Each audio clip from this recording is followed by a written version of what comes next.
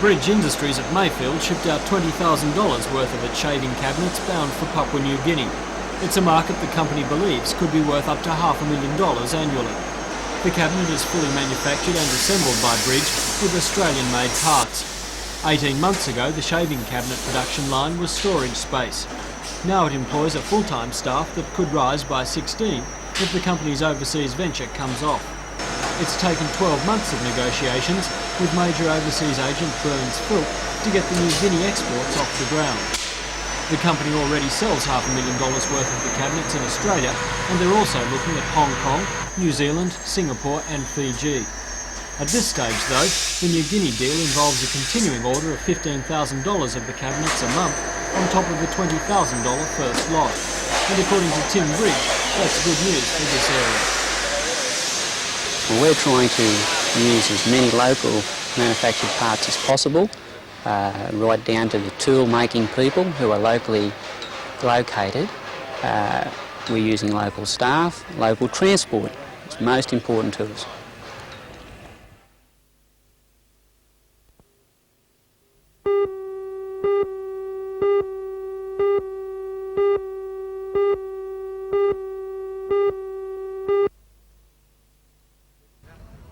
Set on beachfront land at Callaroo Road, Redhead, the 9 Mile Beach Caravan Park is an attempt to create the caravan owner's ideal of heaven.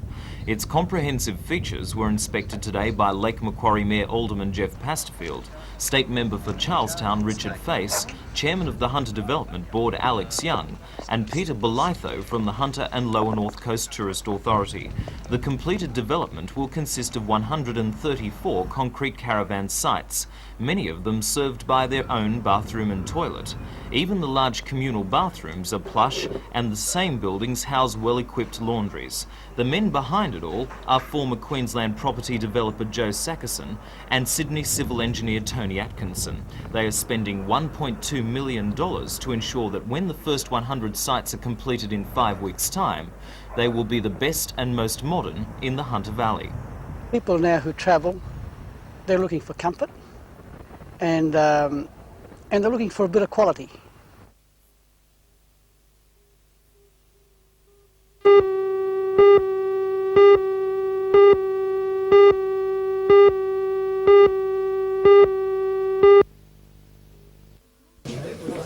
It's not as popular as stamp collecting or as convenient as coins, but beer can collecting does have its own devoted following. 65 diehards from throughout New South Wales travelled to Newcastle yesterday for the Collectors Club meeting. The Australasian Club, yes there is one, boasts 1,100 members. The object of all collectors is to swap, swipe or sweet talk into their possession as many different cans as possible from throughout Australia and overseas. Collector Kent Murrells owns 4,000 beer cans. He has built up a number of overseas contacts who've provided him with cans from Quebec, Canada, Japan, East and West Germany. In fact, just about every beer-producing country in the world. There are sporty cans, commemorative cans, provocative cans, even, appropriately enough, a beer can for St Patrick's Day. To Kent, finding a rare can is as good as winning the lottery. He says the appeal of his hobby can be explained in this way. Well, the contents are interesting, and the outsides are colourful and bright, and they're put out for different reasons. It's just an interesting hobby, actually. Now, I notice it's mainly empty cans that you collect. What happens to the contents? What contents was that?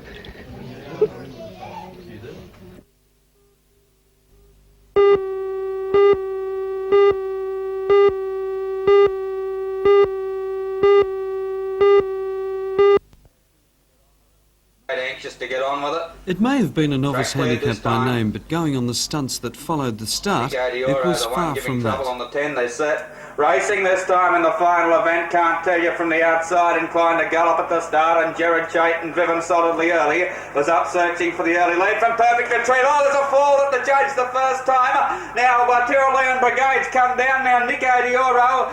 Looking more closely, we can see Tyrolean Brigade falter and fall. Its driver Ken Halverson crashing into the team of Truant Flight and Tony Northam. Northam seemed to then just float through the air and fall comfortably into the lap of Kevin Considine, the reinsman of the 5-4 equal favourite, Nico De Oro. Well, I seen the number 2 horse falling, and I just moved my horse to the outside, and then all of a sudden Tony's come out and landed in my gig. Must have been a surprise. Was, yes. What would have happened if perhaps he'd fallen in front of you? Well, if it had happened a split second earlier, I just would have ran over him. He was just lucky. He was lucky, you were lucky. You continued with the race there, but didn't get anywhere? No, I had to pull him up because the extra weight might have slowed him down a bit. Yeah. A great catch. Any chances of trying to sign up for the cricket team? I don't think so.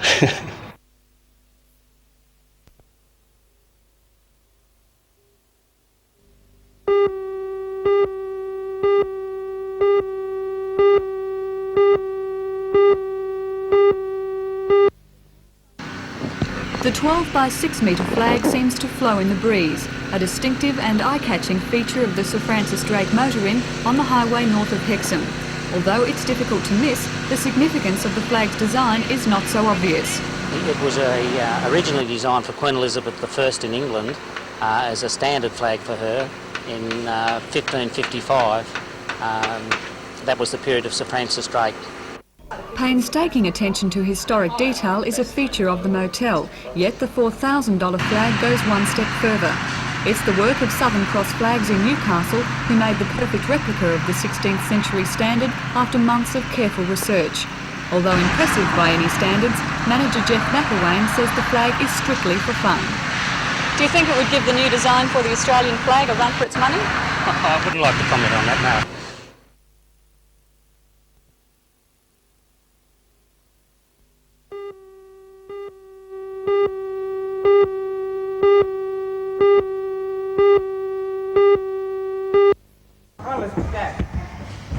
The 5 gymnasts are all in the Australian tumbling squad. Considering there are only 14 members throughout Australia, the Waratah Club is well represented. Julia Clark, Brian Devonshire, Elizabeth Heslop, Linda Mooney and Calm NG will be trying out for the Australian team over Easter. According to coach Keith Giddy, the teenagers stand a very good chance of gaining selection. These kids are the best in Australia. 2 of them were in the top 3 last year at the Australian Championships, and the others are very close to them. 3 of them won Australian Championships last year. What do you think of their chances of getting into the Australian team? Well, I really believe that at least 4 of them will get in, and with a bit of luck, the 5 of them will all get in, but I could feel quite confident that 4 of them will make it. If successful at the trials, the gymnasts will compete in the World Championships in Paris this October.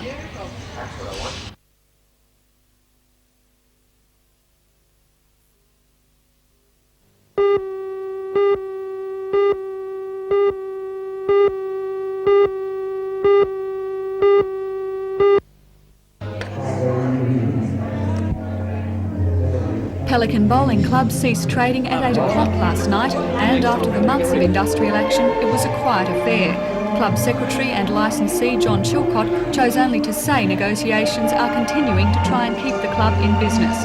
Although the club may have ceased trading, its doors will stay open to its 420 members, many of whom found last night a sad affair.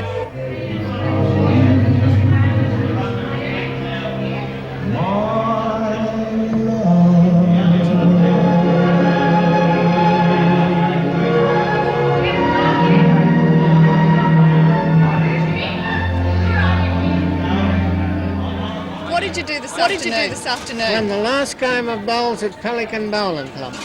Was it a sad moment for you? Yes, very sad. What will the closure of the club mean to you?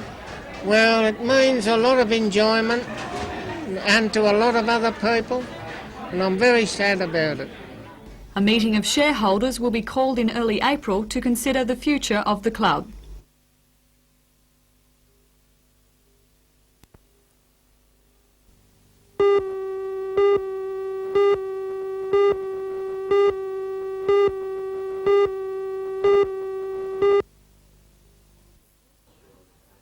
Heritage Week kicks off early in Newcastle this Friday with the opening of an exhibition at the Cooks Hill Galleries. Called The Historic Homes of the Hunter, it features the works of artist Greg Hansell. All of the buildings depicted in Hansell's distinctive pastel colours are from the Hunter Valley and include Tokal Homestead, the Bridge House, Closebourne and Windermere at Maitland. The exhibition was organised in conjunction with the National Trust and timed to coincide with Heritage Week. The theme of Heritage Week this year, however, is train travel, and to that end, a number of events involving trains have been arranged, including an Upper Hunter Heritage Wine Tour this Sunday. Sarah Maitland is the administrator of the National Trust in the Hunter region. We really expect a marvellous day for that. That's the official start to Heritage Week, and we will be taking, say, hopefully 300 people up there, and we will return to Broadmeadow at 6:30 in the evening. Is Heritage Week going to be a lot of fun this year? Heritage Week is tremendous. It takes a lot of organisation, a lot of work, but more and more people want to jump aboard. Therefore, we are very, very lucky in having a tremendous area to be in. And what better way to see it than by train? As well as officially launching Heritage Week, the National Trust's train trip will provide avid rail users with a foretaste of Maitland City Council's contribution to Heritage Week, a steam train festival on the following weekend.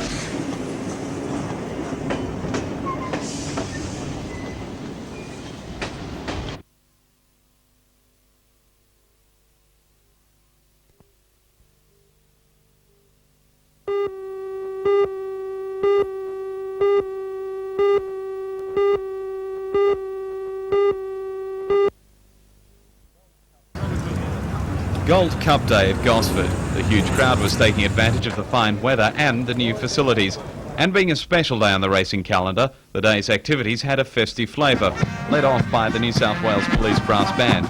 But for most, the highlight of the day was the quest for this, the $50,000 Gosford Gold Cup. Sentimental favourite was last year's winner Riverdale, the top weight, closely followed in the odds by Colourpage, Sea Pictures and the Newcastle train Sprightly Native. As barrier time approached, the betting ring swelled with eager punters, all hopeful the local top weight could repeat last year's performance. But as the race progressed, not even the gallant Riverdale could make it two in a row. Riverdale's in front, but they've got him covered. Sea Pictures has dashed up on the outside with Colourpage. Riverdale won't give in. Sprightly Native is coming home well, but Sea Pictures and Colourpage, the stable mates, they fight it out and go to the line. There's not a nose between them, but I think Sea Pictures by a breath to Colourpage. Trainer of first and second past the post, Brian Mayfield Smith, had nothing but praise for his horses and riders. Through the race, both horses had a perfect run for them. So if they couldn't have won, well, you couldn't blame the jockeys. And Riverdale, what a fighter. Yeah, well, Riverdale was a victim of circumstances. It probably brought him undone, but he put up a tremendous effort under the weight.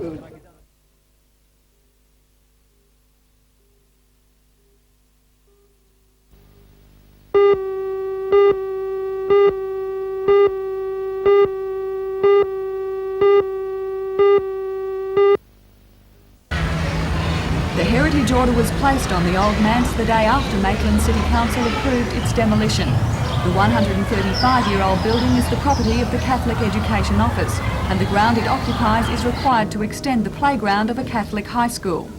The Heritage Order was placed on the building by Mr Justice Hope, the chairman of the Heritage Council of New South Wales. He has 28 days from last Wednesday in which to give reasons to the state government why the building should be preserved. This may result in a 2-year interim order or a permanent conservation order being placed on the manse.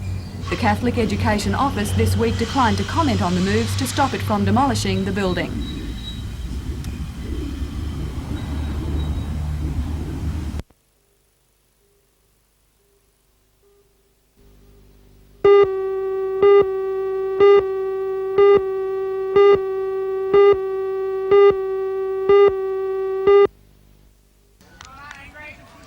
All points in the match were scored in the first half, with 5 tries to Lakes United and 4 goals, 2 tries and 1 goal to the Cheetahs. It was the second half, though, of mistakes with the ball going to ground far too often. Lakes must be happy with that good win as they ruled out 6 first graders away with the representative side for the country championship in Tamworth. Stand-in fullback Stephen Drinkwater had a big day with a try and 4 goals, while halfback Nick Sullivan won the Cardiff Toyota man of the match. Jeez, I can't.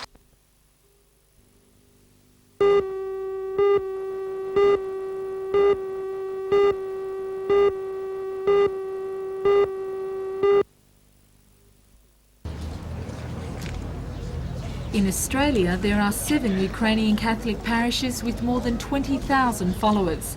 Today, the Ukrainian church in Adamstown was paid a visit by the highest clergyman in the order, His Eminence Cardinal Lubachevsky. The Archbishop's month-long trip from Rome to Australia is threefold. As well as meeting the people of the church, his visit will bring up-to-date news of the state of the church in the Soviet Union, where there are more than 6 million Ukrainian Catholics unable to practice their faith freely. More importantly, preparations will be made for the 1,000-year anniversary in 1988 of Christianity in Ukraine, which will also coincide with the local celebration of the first immigrants who arrived in the Hunter region nearly 40 years ago. Celebrating the service this morning with the Archbishop was the Eparch of the Ukrainian Church in Australia, Bishop Ivan Prashkow.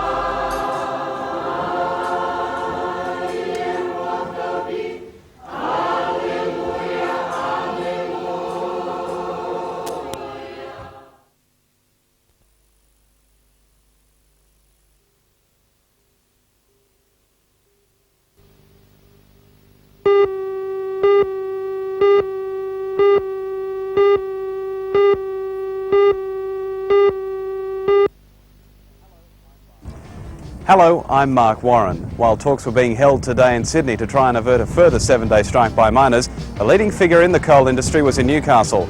Jack Wilcox, chairman of the Joint Coal Board and Hunter Valley Coal Chain Council, told leading businessmen there was a greater need for communication in the coal industry. Join Ray Deneen and Anna Manzoni for all the news tonight at 6.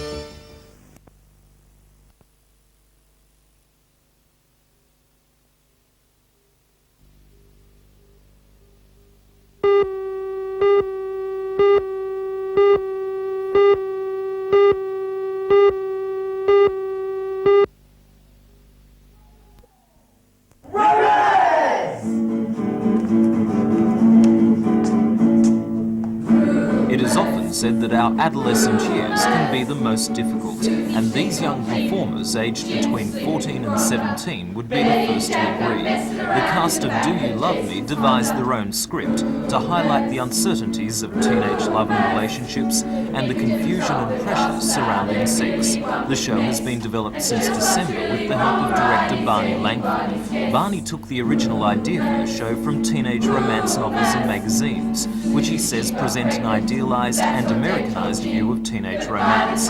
For the cast, it's an opportunity to explain their views to the adult world.